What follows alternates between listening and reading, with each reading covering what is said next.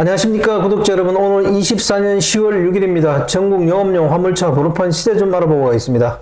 먼저 대표님 본인 소개 좀 해주세요. 예, 안녕하세요. 전국구 영업용 칼산상사 이원복입니다. 대표님, 예. 요즘 화물차 사려는 분들이 좀 와요? 개인 소형을 중심으로 해서 꾸준히 지금 방문해 주시고 계세요. 예. 오늘 그럼 구체적으로 화물차 시세 좀 알려주세요. 예. 개인 소형부터 말씀드릴게요. 개인 소형은 1.5톤 이하를 개인 소형이라 그러는데 전주와 동일하게 2,980만 원에 거래되고 있습니다. 지금도 제가 몇 톤 이하, 몇 톤 이상을 계속 말씀드리는데 그 관계를 잘 모르시고 오셔가지고 혼돈을 겪으시는 분들이 있어서 제가 그 톤수를 계속 말씀드리는 거예요. 개인 소형 전기차 넘버도 2,700만 원에 거래되고 있고요. 개인 중형은 1.5톤 초과 16톤 이하를 개인 중형이라고 그러는데 전주와 동일하게 2,750만 원에 거래되고 있습니다. 개인 대형은 16톤 초과 넘버 시세는 3,600만 원에 거래되고 있습니다. 추레라 6,500만 원, 5톤 덤프 3,300만 원에 거래되고 있습니다.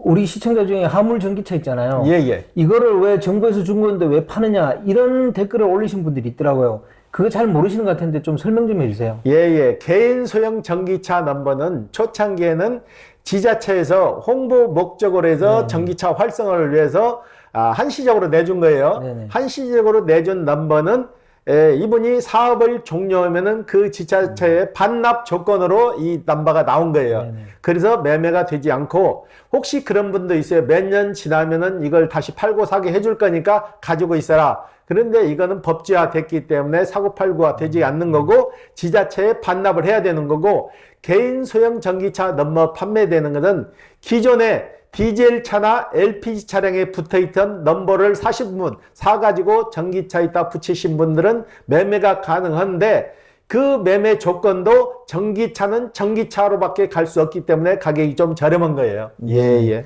그러니까 화물차에 붙어있던 넘버를 가지고 전기로 갔던 것, 이것을 지금 매매한다는 그거잖아요, 그죠? 그렇죠. 예. 네네. 그리고 대표님, 그럼 다음 주 전망 좀 해주세요.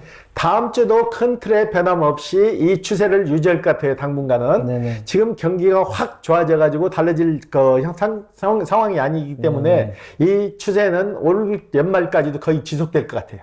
예. 언제쯤 화물 경기가 좋아질까요?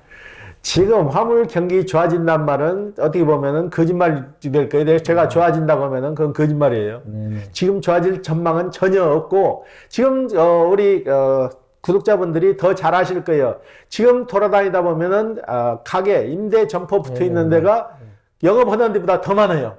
그 상황인데 좋아질 게 뭐가 있냐고요. 소상공인이 돌아가질 않는데. 예. 저희들이 개인 택시 시세할 때는 함부로 창업하지 마라 뭐 그런 얘기를 좀 하는데, 화물차 시세할 때는 그런 얘기를 좀 안 했네요, 그죠? 화물차도 시작하시게 되면은 열심히 하시는 분은 물론 어느 정도 수지탄이 맞지만은 대충 하실 분들은 화물 시작하시면 안 되는 거예요. 지금 경기도 이렇게 안 좋은데 대충 해서는 절대 되지 않아요. 예. 화물차도 이렇게 어려운데 함부로 창업해서는 안 되겠죠, 그죠? 그렇죠. 이거 많이 시장 조사 하시고 본인이 승산이 생겼을 때 하시는 거지, 지금 어려운 시기에 창업을 하게 되면은 그만큼 서로가 힘들어지는 거예요. 예. 이번 주 화물차 거래건 중에서 기억에 남는 건 있으면 얘기 좀 해주세요. 예. 지금 김포에 사시는 분인데, 이분은 저희한테 한 15년 전에 사갔어요. 사갔는데 이제 나이가 드셔가지고 이제 이 사업을 정리하게 됐는데, 살 때 당시보다도 가격이 좀 많이 떨어졌어요. 남바값이. 지금 개인 소형, 개인 중형이 남바값이 많이 떨어졌잖아요. 내가 그때 살 때 당시 얼마를 줬는데 지금 남바값이 왜 이렇게 떨어졌냐고 저한테 하소연을 하시는 거예요. 그런데 지금 전에 국토부 장관 했던 분이 이 남바를, 법인 남바를 뺏어가지고 개인한테 준다는 쪽으로 잘못 혼돈된 방송을 해서 그 사태 이후에 이 남바값이 오르지도 않고 경기 침체가 계속 지속되다 보니까 그 남바값이 지금 하향세로 떨어졌는데, 이분 같은 경우는 그걸 팔아서 노후 대책으로 써야 되는데 좀 그 하소연을 하시더라고. 그런 분들이 좀 있어요. 예. 요즘 그 자가용 화물차 유상 운송행위 이게 계속되고 있다고 그런 얘기가 있더라고요. 사실인가요? 사실이고, 그러니까 지금 화물차 하시는 분들이 이중고를 겪는 거죠. 영업용 하는 사람들끼리 경쟁을 해도 힘든데 그 틈새 시장에 자가용을 가지고 자가용 유상 행위를 해서 영업용 일감을 뺏어가는 그런 사례가 빈번해요. 네. 이걸 집중적으로 단속을 해서 못하게 만들어야 되는데 주선사가 이거를 오다를 주기 때문에 그런 일이 생기는 거예요. 주선사에서 원천 봉쇄를 해버리면 그런 오다가 나올 일이 없는데 편법적으로 이거 오다를 받으니까 기존에 가뜩이나 어려운 우리 화물 하시는 분들한테 더 피해를 주는 거죠. 아니 주선사에서도 이게 불법이라는 거 알잖아요. 알아도 이 사람들은 일단은 자가용 갖고 일하는 분들은 금액을 좀 싸게 해도 가잖아요. 일단은. 그러기 때문에 그냥 묵인하에 하는 거죠. 네. 예. 이걸 바로 잡으려면은 주선사에서도 그 번호판 찍어서 올리라 그러면 다 알 텐데, 그죠? 그렇죠. 그리고 자가용 화물차가 유상 행위를 해서도 안 되고, 거기에 오다를 줘서도 안 되는 거죠. 이건 지금, 화물법 제67조에 보면 2년 이상의 징역이나 또는 2천만 원 미만 벌금에 처해진다 이렇게 돼 있어요. 처해지는데 이게 제대로 단속이 안 되다 보니까 지금 많이 일들 하시는데 이거 방법은 단속을 해서 자가용 유상 행위를 막아야 되는 거죠. 네. 지금 막을 수 있는 방법이 만약에 기사분들이 일을 갔는데 자가용이 와서 짐을 싣고 간다면은 그 자리에서 112 신고를 하면 바로 현행범이에요. 현행범으로서 현장에서 바로 조치가 돼요.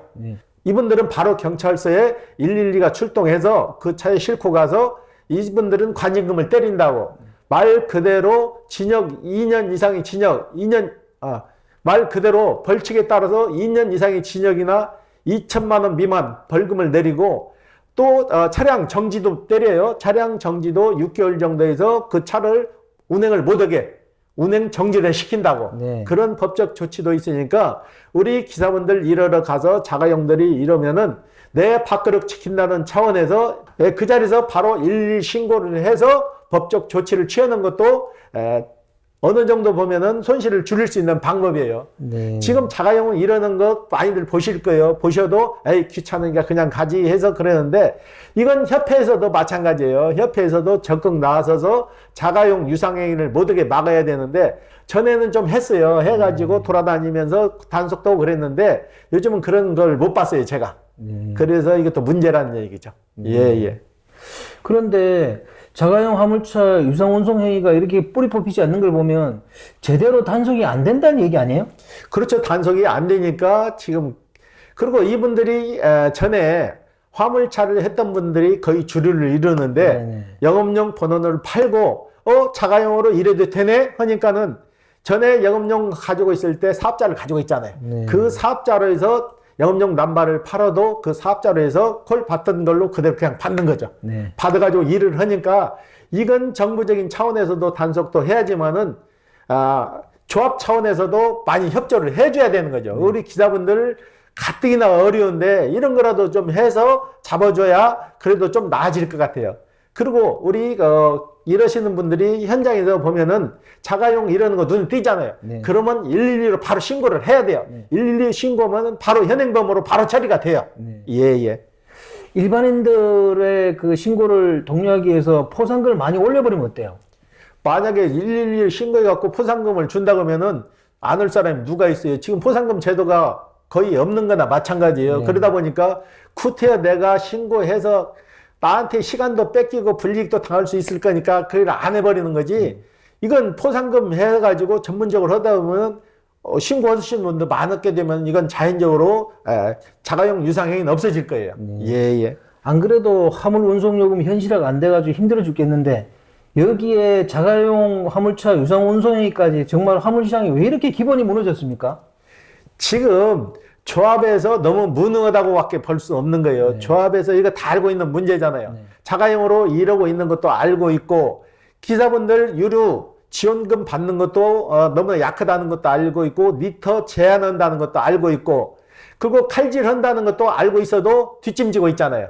이건 조합 차원에서 나와서 해결을 해야지 화물 일하시는 분들이 자기 일 안 하고 나와서 이건 해결할 수 있는 방법이 없는 거예요. 우리도 이슈화를 시키기 위해서 계속 지금 유튜브 방송 때마다 계속 얘기를 하잖아요. 한 가지씩 잘못된 거를 끄집어내서 계속 이슈화를 시키는데 이걸 받아들이지 않잖아요. 네. 예. 화물협회 얘기를 안 하려고 그래도 얘기를 안 할 수가 없어요. 이런 거 국토부에다 공문으로 계속 건의하면 국토부에서 주선업체에다가 자가용 화물차 유상운송행위 하지 마라 이런 공문 내리면 대부분 안 하거든요. 그렇죠. 공문 올려서 단속하게 되면은 효과는 바로 나타나요. 네. 바로 나타나고 일단은 신용이라도 해야 되는데 그 신용조차 않고 있다는 게 문제죠. 네네. 예. 이거를 바로잡을 수 있는 방법은 뭐 특별한 게 없습니까?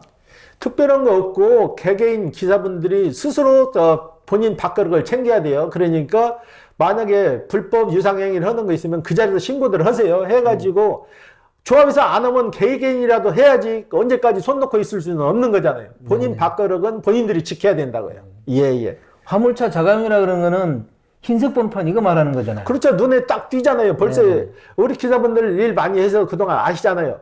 그 업체 물건을 실러 가면 저건 자가용인데 물건 실래. 그러면 알잖아요. 이건 자가용 유상행위를 하고 있다. 그걸 알면은 신고를 해야 되는데 귀찮은 거죠. 일단은 귀찮고 내가 신고해서 얼마나 이게 효과가 나겠냐 하지 말고 한 분 한 분 신고해서 그 뿌리를 뽑아버려야 되는데 그게 좀 안 이루어지는 거죠. 예.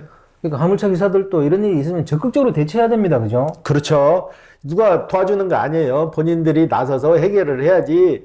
지금 국토부에다가 질의를 해서 안 되면은 조합으로 계속 전화를 하셔야 돼요. 조합으로 전화하셔서 매다기도 다뤄주고 유상행위 하는 것도 불법 단속해라. 자꾸 얘기를 해야지.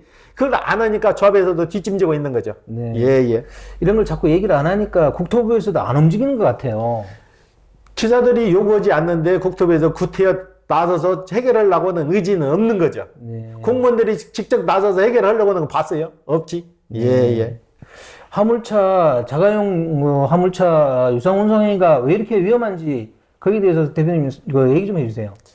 일단은 자가용으로 유상행위를 하게 되면은 그 싣고 다니는 물건이 잘못됐을 때 유상행위를 하는 사람들은 영세업자예요. 영세업자들이 그 물건을 보상할 수 있는 방법도 없지만은 화물차 하시는 분들은 그래도 적재물 보험을 들잖아요. 네네. 적재물 보험을 들여서 일정 금액 다 보상이 이루어지니까 이거 자가용 불법 유상행위를 막아야지 화주들도 살아나는 거예요. 그래야 본인들 물건 배송시켜서 물건을 보호할 수 있는 건데 화주들도 그걸 잘 모르는 거죠. 네. 그냥 주선사에서 보내주는 차에서 가서 물건 실러가면은 자가용인지 영업용인지 확인하지 않고 덤벅 실어주니까 더 문제가 생기는 거죠. 네. 예.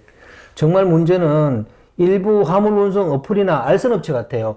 알면서도 그것이 자가용 화물차 유상운송행위가 불법이라는 걸 알면서도 일감을 주는 그 자체가 문제라는 거죠. 그렇죠. 차 넘버만 확인해도 벌써 알 수 있는 그렇죠. 거 아니에요. 네. 차 넘버가 영업용인지 자가용인지 알면 바로 확인이 가능해서 오다를 자르면 되는데 그 확인 자체가 안 되니까 이런 불법 행위가 계속 이루어지는 거죠. 예. 오늘 인터뷰 감사드립니다. 예. 네, 구독자 여러분, 오늘은 24년 10월 6일입니다. 화물차 시장이 좀 기본이 다 무너진 것 같습니다. 특히나 화물 운송요금 현실화도 안 되는 마당인데 거기에다가 자가용 화물차 유상 운송행위까지도 요즘 계속 근절이 안 되고 있다 그러네요. 정말 암담합니다. 화물업계에 계시는 분들도 이걸 적극적으로 얘기해서 이게 뿌리 뽑힐 수 있도록 그렇게 해야 되겠습니다. 자, 호화제는 다음 주에 또 다른 주제로 구독자 여러분 찾아뵙겠습니다. 안녕히 계십시오. 호호 아재였습니다.